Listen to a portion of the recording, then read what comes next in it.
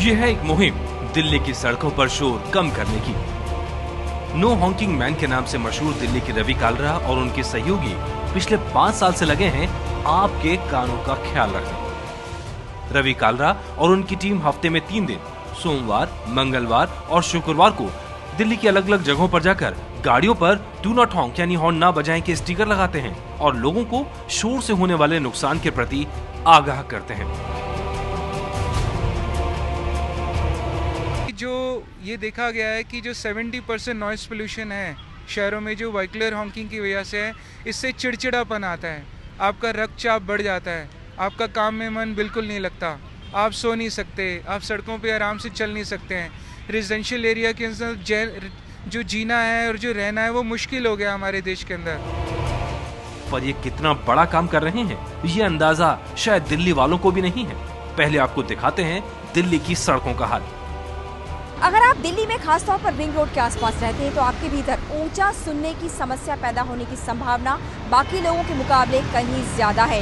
ये स्टडी है CRRI शहरी विकास मंत्रालय और UN की। रिंग रोड पर जो ध्वनि प्रदूषण का स्तर है वो तय सीमा से 16 गुना ज्यादा है और इसकी वजह है यहाँ पर हैवी ट्रैफिक और भारी ट्रकों की आवाजाही।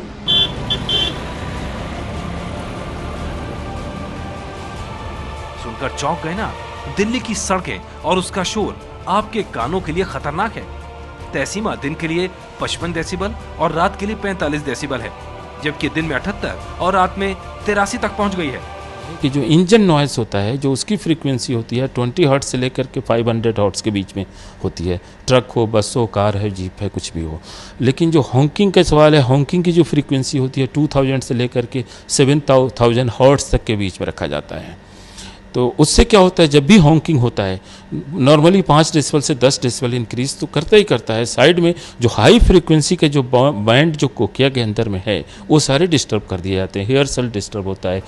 वैज्ञानिकों के मुताबिक दिल्ली की 100 लोकेशन पर किए गए सर्वे के बाद ये सामने आया है कि रिंग रोड के पास रहने वाले 30% लोगों को सुनने में परेशानी है। इनमें से कुछ को मामूली तो बुजुर्गों को पूरी तरह हियरिंग लॉस हो चुका है। दरअसल लगातार हॉर्न का शोर सुनने से कान के भीतर के सेल्स को धीरे धीरे नुकसान पहुंचता है और फिर ये पूरी तरह खत्म हो जाते हैं। सड़कों पर इस खतरनाक शोर के बीच रवि कालरा की कोशिश किसी मीठे संगीत से कम नहीं। बड़े दुख की बात है, मैं बहुत सॉरी फील करता हूँ कि रिजल्ट मिलने में तो अभी बहुत समय लगेगा।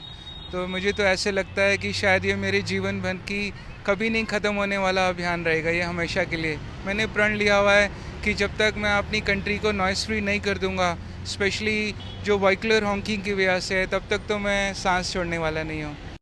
दिल्ली विश्वविद्यालय से ग्रेजुएट 44 साल के रवि कालरा ने ध्वनि प्रदूषण के खिलाफ ये लड़ाई 2008 में शुरू की थी, जब वो अपनी नन्ही बेटी के साथ ड्राइव कर रहे थे। तब उनकी बेटी ने इस तरफ ध्यान दिलाया और तभी से रवि अपनी टीम के साथ दिल्ली की सड़कों पर इस काम में जुटे हैं। रवि दावा करते हैं कि उन्होंने लाखों वाहनों में हॉर्न प्लीज या ब्लो हॉर्न जैसे स्टिकर हटाए हैं और उन्हें हॉर्न न बजाने के लिए प्रेरित किया है।